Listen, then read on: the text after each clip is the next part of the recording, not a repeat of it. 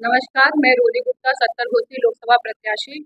मैं अखिल भारतीय हमारा समाज पार्टी से चुनाव लड़ रही हूँ और आप सबसे अपील कर रही हूँ कि चारपाई पे वोट देकर मुझे भारी मतों से विजयी बनाएं।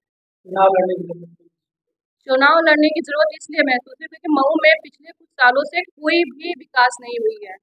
कुछ भी मऊ में नहीं किया जा रहा है। देश प्रदेश से लोग आते हैं, अपना दावा रखते हैं, जीतते हैं और जीत कर चले जाते हैं। पर मऊ की जनता के लिए कोई नहीं सोचता। यहाँ पे लोग किस गरीबी रेखा से गुजर रहे हैं, यहाँ पे लोग बहुत परेशानियों से गुजर रहे हैं, यहाँ पर कोई कुछ नहीं देखा जा रहा है।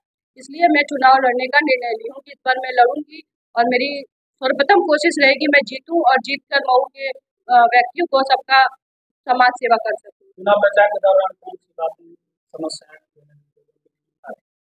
चुनाव के समय मुझे बहुत सी बातें का पता चला कि कुछ वृद्ध महिलाएं हैं जो रो रही थी, जिनके पास इतनी सरकार योजनाएं भेज रही है, आखिर वो योजनाएं उन तक क्यों नहीं पहुंच पा रही है। चाहे विधवा पेंशन हुआ, चाहे श्रम पेंशन हुआ, चाहे बहुत सी चीजें जो उन तक नहीं पहुंच पा रही है।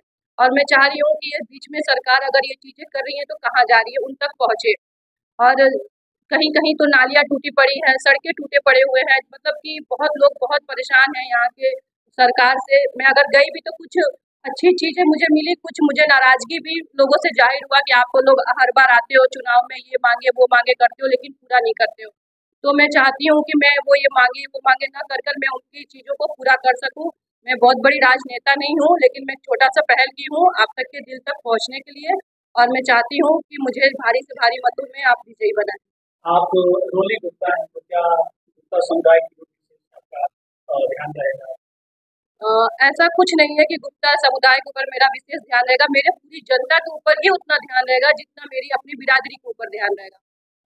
देखा जाए गुप्ता महिला या बंधन समाज बिल्कुल मुसलमान कलाकार नेता जो वोट करता है बिल्कुल बिल्कुल। माना जाता है, आपको वो वोट क्यों करेंगे?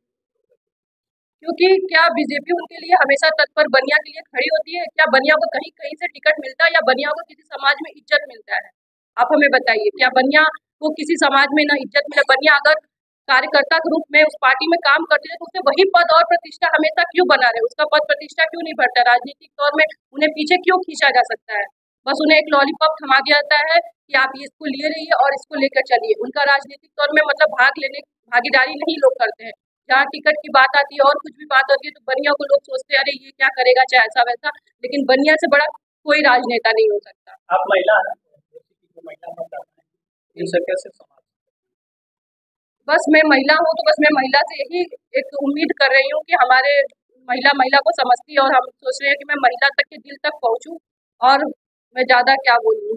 और कुछ आगे बस आखिरी संदेश यही देना चाहती हूँ कि अगर आप किसी को भी जिताए, मैं नहीं कह रही हूँ मुझे, जिसे भी जिताए वो स्थानीय हो जो यहाँ से छोड़कर जाए ना। क्योंकि जीतने के बाद मऊ से लोग चले जा रहे हैं और मऊ का दुर्दशा दुर्भाग्य है कि क्या है मुझे नहीं पता। लेकिन मैं चाहती हूँ कि आप ऐसे लोग को वोट करें जो आपके स्थान का हो, जो निजी हो, जो आपके दुख सुख में हमेशा खड़ा रहे।